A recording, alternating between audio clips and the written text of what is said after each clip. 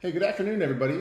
It's Mike Shea, Transworld Business Advisors in Tampa, and I want to share a little bit of a conversation I had on Saturday. So I met with a couple corporate refugees looking to buy a business. Both have been in business before, own smaller businesses, and one had been in the food space, the other not in the food space, and we got to talking about the fear that the one party had with regard to buying restaurants and the costs and their high failure rates. And the high failure rates are true. But in all business acquisitions, you need to resist. Well, this is advice for just about anything: politics, the news. Resist the instinct to take a piece of information and digest it as being absolutely true, without drilling into the context. And the road we went down, I kind of quipped at them that there are no bad businesses. There's bad business owners. 9 times out of 10, there's a series of factors that impact a business, and they're not considered by the business owner. In the restaurant space, it's the fixed overhead, the cash flow, seasonality.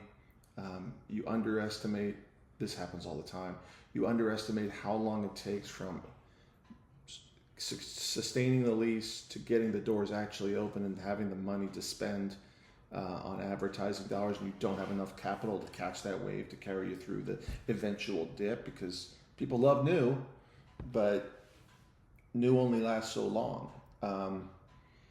So they kind of chuckled. And when you think about it, there's no bad businesses. Well, obviously there are. If you open up a tea room in the deep South and everybody drinks coffee and eats barbecue, it's probably going to fail. But that should be readily obvious, right?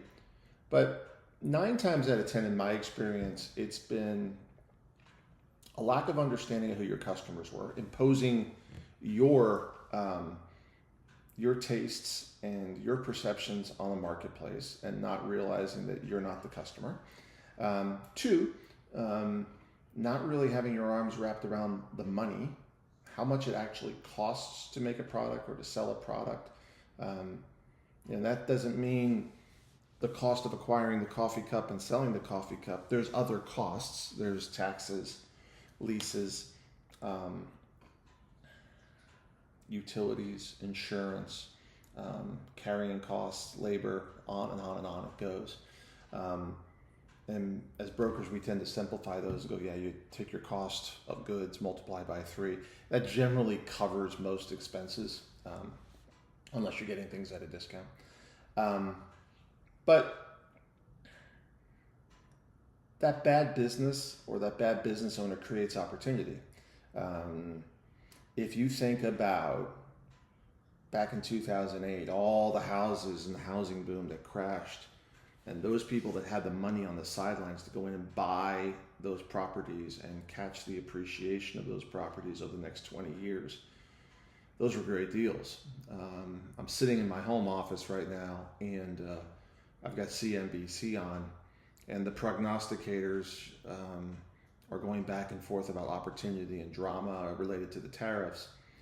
But for every up, there's a down, and every down, there's a reciprocal up. So the smarter you get about running your individual business or eyeing the small business market, the greater the opportunity. If you're going into retail or you're going into the food space, I always go to the food space because it's a classic. The greatest opportunity for an experienced restaurateur or operator is the second generation of a build out of a restaurant.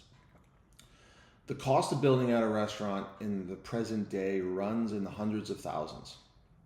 Multiple months without being open, lease deposits, construction, trade, vendors. If it's a franchise, associated franchise fees, and to recoup those dollars can take decades. The opportunity for a pro to step into a build out, although the build out may not be perfect, is massive. It's massive in terms of time.